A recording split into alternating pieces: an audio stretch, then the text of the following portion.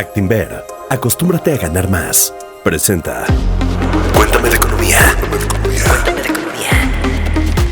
El podcast donde el dinero se convierte en tu aliado.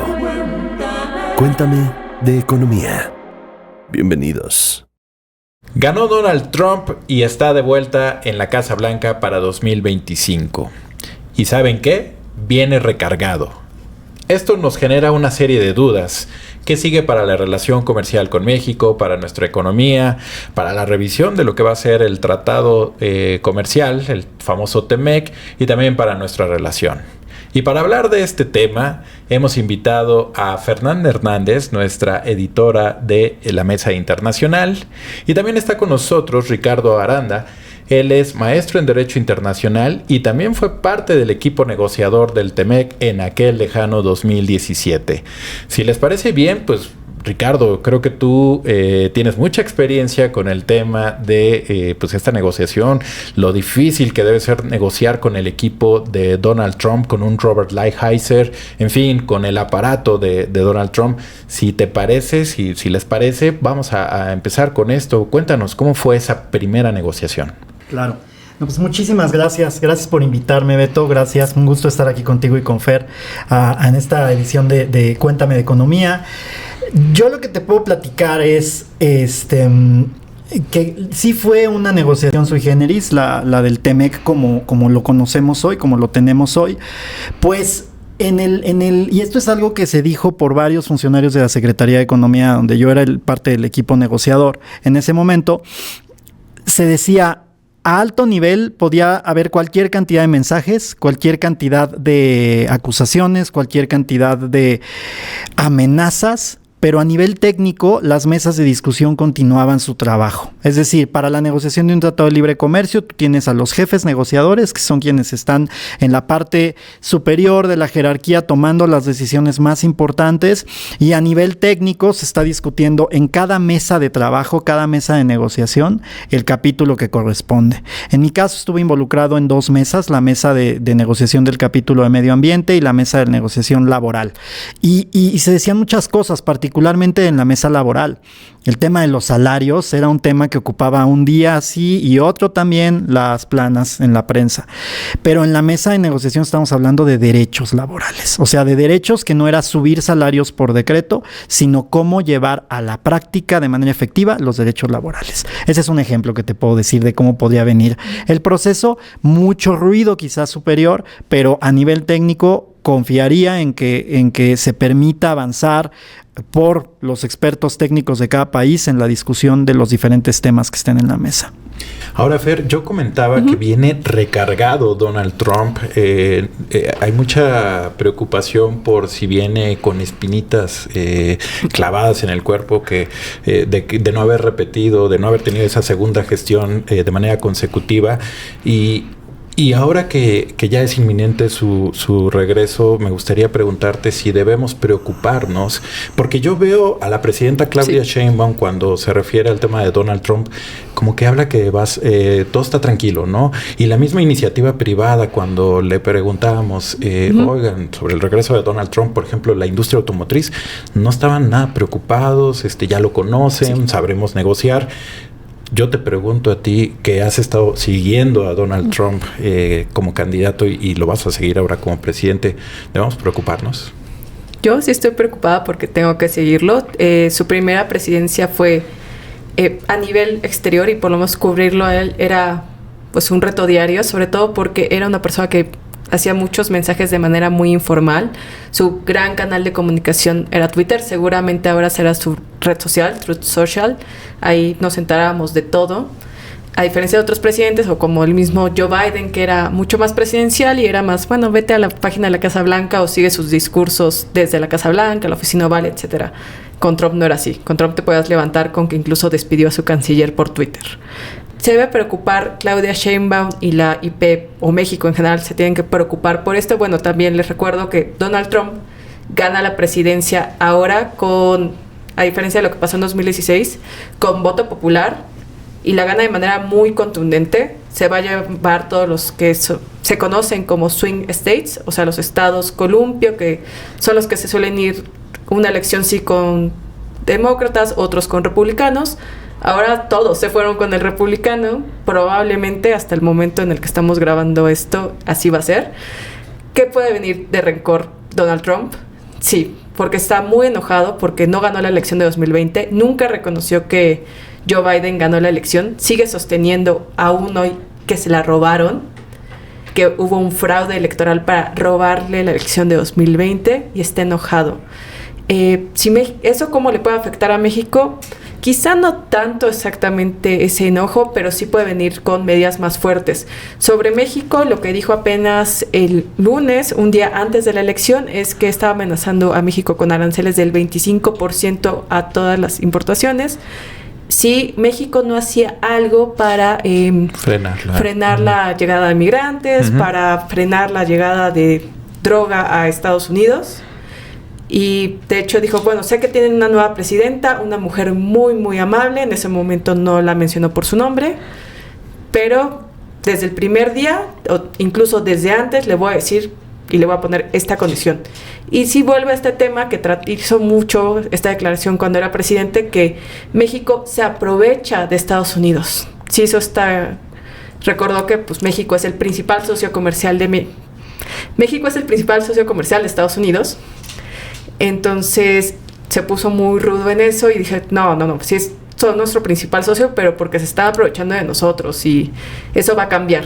Yo creo que más preocupados que por la parte técnica, como estaba comentando Ricardo, deben estar preocupados por la parte retórica, porque eso también mete mucha incertidumbre y una negociación con ruido nunca es una buena negociación. Y justo aquí quiero regresar contigo, Ricardo, por el tema de si hay margen para el optimismo, justo por... tú nos lo acabas de comentar, no fue sencillo. Las mesas y las mesas en esa primera ocasión no fueron sencillas. Me imagino que en esta segunda no lo van a hacer. Nuestras autoridades y también la iniciativa privada tendrán que tener los 5 sentidos, pero bien puestos para esta... Y déjame preguntarte, si tenemos que empezarnos a meter en el chip, si va a ser revisión, que es como, digamos, tendría que ser, porque eso es lo que se firmó, o si ya tendremos que pensar en una renegociación. Sí. Claro, esa es la pregunta del millón. Pero para eso yo lo que sugeriría sería ver los resultados en el Congreso de Estados Unidos. Porque eso va a indicar qué tan lejos puede ir Donald Trump en su política comercial. Y si puede promover cambios al tratado que tengan que ser aprobados por el Congreso de ese país. Recordemos que allá las dos cámaras, la Cámara de Representantes y el Senado, tienen que aprobarlo. Entonces, ya ganaron el Senado. Y está todavía, salvo que ustedes me corrijan, está todavía en verse la composición final de la Cámara de Representantes. Pero eso va a ser un tema importante. De origen, el lenguaje del tratado es revisión. Revisión con base en recomendaciones que cada parte presente. El 31 de octubre terminó un proceso de consulta interno en Canadá para recabar estas recomendaciones. México y Estados Unidos harán lo propio, me parece, el año que entra. El optimismo que yo creo que se podría pensar en, somos socios comerciales desde hace tiempo y este tratado lo negoció él en su primera administración. Entonces, resultaría complicado pensar que sería un borrón y cuenta nueva. Aquí lo que hay que hacer y el principal reto es identificar cuáles son las áreas que ya sea están pendientes de implementar del primer tratado, de la primera versión del TEMEC, o sea, aquellos compromisos en donde nos hemos quedado cortos los 3 países, o aquellos retos que han surgido a partir de la implementación. Y aquí déjeme interrumpirte, ¿qué sectores estaríamos hablando? Pues mira, yo tengo particular cercanía con dos. Te voy a decir 2 sectores. El área de los derechos laborales, en donde México básicamente avanzó muchísimo en la implementación del tratado conforme se escribió el tratado.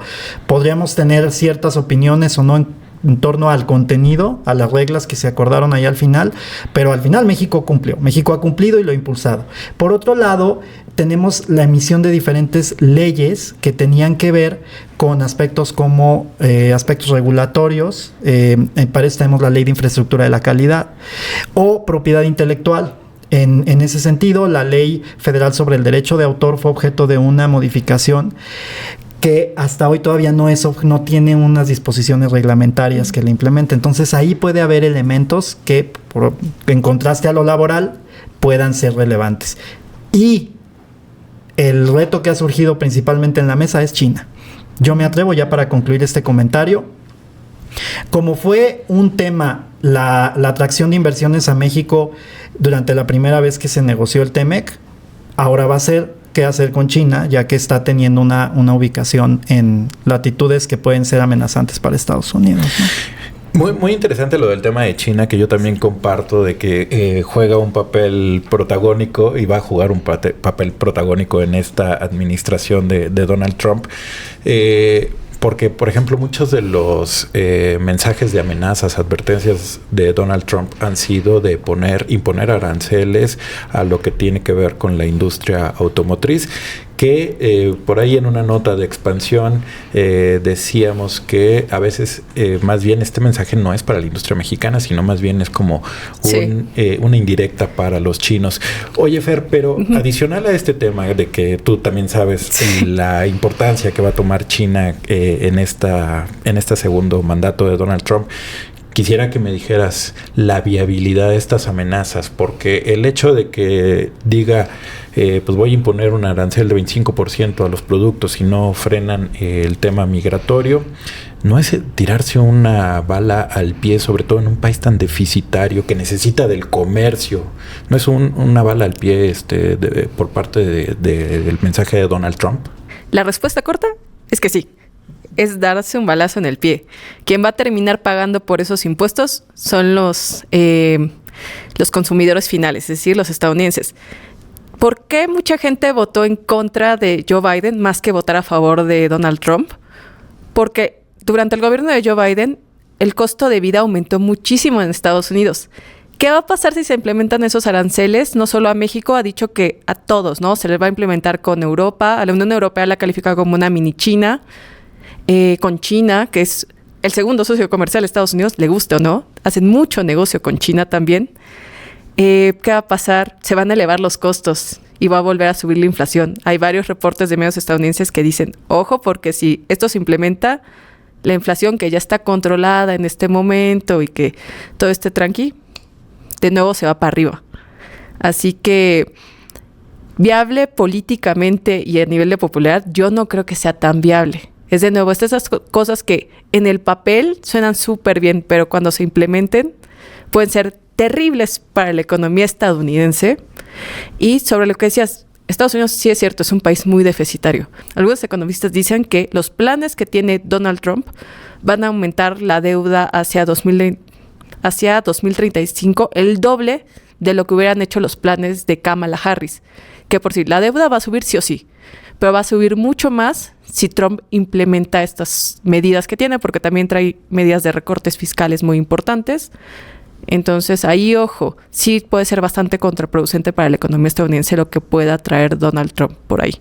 Pues muy interesante. Y bueno, regresando al tema de México, porque mucho de lo que nos preocupa es la amenaza que existe para nuestro tratado comercial. Yo comentaba que las autoridades mexicanas tienen que activar sus 5 sentidos desde ahorita, porque se viene una revisión, renegociación, no sé lo que vaya a terminar siendo con el equipo de Estados Unidos. Pero quisiera yo preguntarte, Ricardo, si tú ves que tenemos los perfiles adecuados desde los 2 pilares, que son la Secretaría de Economía, comandada por Marcelo Ebrard, y en la de Relaciones Exteriores por el doctor Juan Ramón de la Fuente, si tenemos, digamos, las armas ahí, los perfiles para enfrentar lo que se viene. La recomposición de la estructura del gabinete a partir de la llegada del nuevo gobierno permite ver que se está recuperando algunos perfiles o se están manteniendo perfiles en oficinas importantes que tienen que ver con la agenda de América del Norte y con la política comercial de México en general. Entonces, yo creo que se está... Las semanas más recientes se ha estado componiendo, se ha estado construyendo el equipo nuevo en las Secretarías de Economía y de Relaciones Exteriores. Como digo, en algunos casos hubo cambios, en otros se mantuvieron, pero la impresión que yo tengo es que desde el día 1 la prioridad fue, y obedeció también a eso el nombramiento de Marcelo Ebrard como secretario de Economía, la prioridad fue atentos a la revisión del TEMEC y atentos a esta posibilidad. Y ya eso te habla de un enfoque preventivo. Ahora vamos a ver cómo se desarrolla la preparación de estas posiciones de México hacia la revisión, que para eso los siguientes meses van a ser clave. Y ahí el actuar del sector privado a través del cuarto de junto va a ser también bien importante para nutrir esas posiciones, ¿no? Y complementar el esfuerzo del gobierno. Fer, y ahora con el tema de aquí en México que estamos discutiendo la posibilidad de que se eliminen algunos órganos autónomos que incluso están atados también al acuerdo comercial, ¿no nos deja desprotegidos? Sí, es bastante peligroso lo que está haciendo el gobierno de México, esto de eliminar. Sobre todo hay algunos que son más importantes que otros. Yo diría, la Comisión de Competencia Económica es la COFESE es la más importante. De todos estos organismos autónomos, ese ahí es el que deberemos ponerle ojo, y también IFT. Ahí también lo que pueda pasar a nivel de telecomunicaciones y cómo se va a regular y qué va a pasar ahora con esa regulación puede ser muy riesgoso. Eso también hay notas de expansión que les invito a leer en la sección de tecnología, que nos hablan mucho de cuáles son los riesgos de que desaparezca el IFT, de los avances que hemos tenido gracias al IFT también en nivel de competencia en este sector, que no tengo que decirlo, era un sector que antes estaba dominado totalmente por un solo actor, y ahora hay una gran diversidad y hay de hecho inversión estadounidense en ese sector que puede verse en riesgo si vuelve este dominio casi total de una sola empresa. Tengo que decir, la América Móvil. Entonces ahí está un riesgo. También yo le pondría un ojo a lo que va a pasar con los reguladores energéticos, porque eso también se discutió en el TEMEC. Es una de las partes más duras, es una de las partes que los demócratas incluso también estaban empujando mucho que se regulara. De hecho, tenemos pleitos relacionados con el tema energético. Exactamente, hay paneles de discusión por eso. Ya llegaron un panel. Quiere decir que está pasando ahí algo que no le está gustando a nuestros socios, ni a Estados Unidos ni a Canadá. Digo, no olvidemos que hay un tercer socio aquí que también del que tenemos que hablar. Hablaremos, si quieres, más de lo que pasa con Canadá después, pero yo creo que sí es un gran riesgo para México decir, sí, desaparecemos los organismos autónomos y ahora vamos a pasarlo a secretarías, porque pues digamos que no es lo que discutimos en el TEMEC y lo que acordamos con nuestros socios, y digo, ese cambio de reglas no va a estar muy simpático para nuestros amigos en Estados Unidos y Canadá. Oye, Ricardo, y también un poco la negociación que tengamos, la revisión que va a haber, ¿tú crees que sea simple de algunos temas o de plano vamos a tener que revisar todo? Y te lo pregunto también por lo siguiente. En México tenemos una nueva reforma, se aprobó la reforma judicial, y yo no sé si le agrega un componente con el que los estadounidenses van a querer jugar, porque no sé si tengan certidumbre de las nuevas reglas del juego y nos descomponga también el panorama para esta revisión. ¿Crees que va a ser solo una parte o sí va a tener que ser una revisión integral? Fíjate que hace unas semanas, o poco antes de la aprobación de la reforma judicial, congresistas de Estados Unidos le escribieron una carta al secretario de Estado, al secretario Blinken, y a la embajadora Tai, a la representante comercial, diciéndole, ¿qué están haciendo ustedes para resolver esto? Porque esto lo vemos como un tema de preocupación. El hecho de que se haya enviado esta carta te denota que hay una tensión ya sobre el tema. Ahora, se ha dado a conocer que la propia reforma puede tener un impacto en diferentes capítulos del tratado. ¿Por qué? Porque, por ejemplo, hay obligaciones en materia de transparencia que tienen que ver con cómo se van a llevar los procedimientos. Yo me atrevo también a mencionar acá, los capítulos ambiental y laboral tienen obligaciones respecto a cómo deben ser los recursos al alcance de los particulares que argumentan o que ven sus derechos afectados. Y ahí hay ciertas menciones al Poder Judicial, no nada más al ámbito de la autoridad administrativa del Poder Ejecutivo. Y entonces, mucho tiene que ver con cómo vaya operando, yo creo, el asunto. No voy a pronunciarme mucho más, pues estamos apenas en proceso de implementación de esta reforma, pero si tú me preguntas si está en el radar, yo creo que sí está. ¿Qué más yo creo que vaya? O sea, la prioridad va a ser China. La prioridad definitivamente va a ser ¿qué vamos a hacer con China? ¿no? ¿Y qué vamos a hacer particularmente en México? Pero el amplio mandato que parecen estarle otorgando a los electores estadounidenses, a los republicanos, hace que uno pueda pensar que otros asuntos de pendiente resolución se aborden. ¿Y por qué? Porque normalmente así opera el sector privado y la sociedad en los países que negocian tratados de libre comercio. Cuando se negocia se busca poner los temas, posicionarlos en la atención de las autoridades. Ya dependerá de las autoridades si deciden incluirlos, pero ante las menciones que ha hecho Trump de su enfoque sobre el TEMEC y su revisión en 2026, yo me atrevería a pensar que esto no se va a constreñir a uno o dos temas, sino que puede ser más amplio, la verdad. Muy bien, pues se nos está acabando el tiempo, Sí. pero no quiero dejar de hacerles una pregunta a manera de conclusión. Empiezo contigo, Fer. ¿Ves en riesgo el acuerdo comercial que tenemos hoy con Estados Unidos y Canadá? Posiblemente hasta se tenga que transformar el nombre, tengamos que revisar muchas cosas, o de plano no es tan catastrófico. Tenemos que ser optimistas de que este acuerdo va a continuar. Mira, no nos vayamos a ninguno de los dos extremos. Yo no creo que va a pasar lo mismo de 2016. O sea, no creo que vamos a tener, que pasamos de un Telecán a un Temec y se transformó todo, porque en primera, como nos dijo Ricardo, es algo que negoció Trump. Es como decir y escupirle a su legado, decir, vamos a cambiar todo porque no funciona, porque bueno, pero lo negoció tu equipo y lo negoció tu equipo contigo a la cabeza. ¿Qué mensaje le iba a dar a los estadounidenses? Eso no creo que pase eso exactamente. ¿Qué creo? Que no va a ser como Claudia Sheinbaum alguna vez dijo, una revisión ligera. Sí hay varios sectores, sobre todo ahora que se hicieron cambios aquí en México, que va a ser como ahí van a estar más señalados y van a ser como, ¿qué onda con esto? ¿Qué onda con estas cosas? ¿Cómo vamos a jugar ahí? Entonces yo creo que eso va a estar más pesado. Como también estaba diciendo Ricardo, ojo con lo que pase con China, sobre todo con la industria automotriz. China ha entrado mucho a México, sobre todo sus automotrices han entrado en los últimos años muy fuerte a México. Es algo que hemos hablado en otros podcasts y en otros episodios de Cuéntame de Economía también se ha tratado.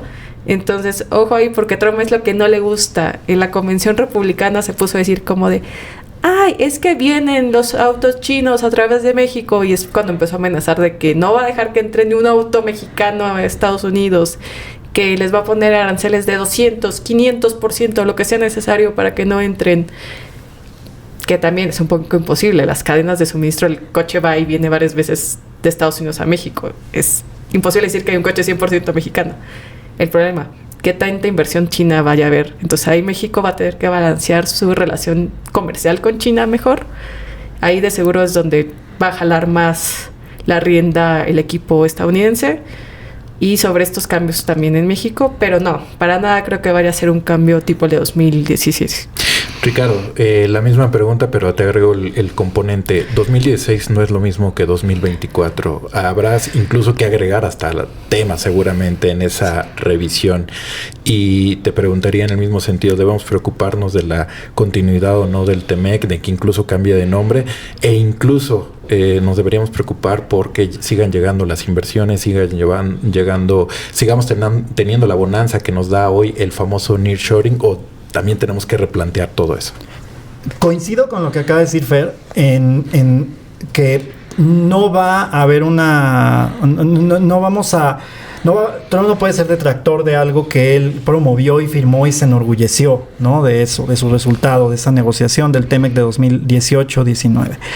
Pero lo que es un hecho es que también estamos en el segundo término de un presidente que ya no se puede reelegir. Entonces ya no tienes, ya tienes menos, y después de todo lo que ha pasado en los últimos 4 años, pues obviamente Trump ya tiene una posición que va desde a lo mejor qué tanto resentimiento tiene sobre la elección de 2020, ¿no? El hecho de que es decir, él como persona ya no va a buscar los apoyos que tienen que ser para él volver a ser reelecto. Entonces eso puede hacerlo mucho más aventurado en sus posiciones. Agresivo, por decirlo un poco más francamente, la verdad, agresivo.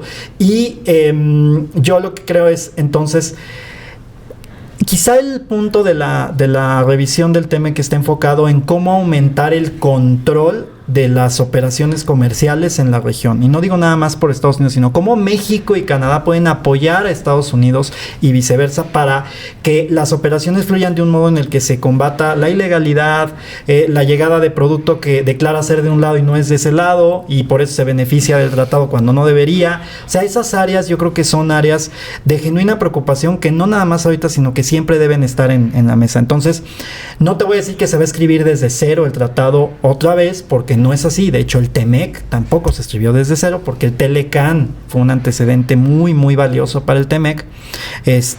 Pero yo creo que sí va a venir ahí ese enfoque, y también eso se volvió relevante a partir de los impactos de la pandemia en las cadenas de suministro. Entonces el control, la revisión, el monitoreo de las cadenas de suministro es súper, súper importante. Y rápidamente para terminar, nearshoring. Yo creo que el nearshoring es algo que es una realidad que viene existiendo desde hace mucho tiempo. O sea, desde hace mucho tiempo, ¿por qué? Por el atractivo y la integración de la región. Tenemos que propiciar las condiciones para que eso siga ocurriendo, o la tendencia que se ha venido viendo se mantenga. Entonces ahí vamos a ver qué medidas se van adoptando, cómo se van implementando las decisiones de gobierno de esta administración, y de ahí para el resto del tiempo que nos queda hacia la revisión del TEMEC. Entonces eso es lo que yo te diría, pero sí vamos a seguir teniendo, yo creo, tratado. Muy bien, pues hemos llegado al final de este episodio. Creo que a manera de conclusión se vendrá una discusión, una revisión o renegociación muy complicada, muy compleja, pero también al mismo tiempo muy interesante, que le dará a México oportunidades también de revisar cosas que pudieran ser favorables para ellos. Pero bueno, mientras pues ustedes también opinen sobre este tema, díganos qué opinan, si México va a salir bien o no librado de esto que se viene con la revisión del TEMEC. Y también pues denle click a la campanita, también síganos a través de ya sea su plataforma favorita de audio o de video. Nosotros pues aquí nos vamos a seguir viendo como todos los lunes en Cuéntame de Economía para platicar de estos temas importantes que a los que le damos seguimiento. Muchas gracias y hasta el próximo lunes. Hasta luego. Hasta luego, gracias. Cuéntame de Economía. Un podcast de Expansión. Cuéntame de Economía. Disponible todos los lunes en nuestro canal de YouTube.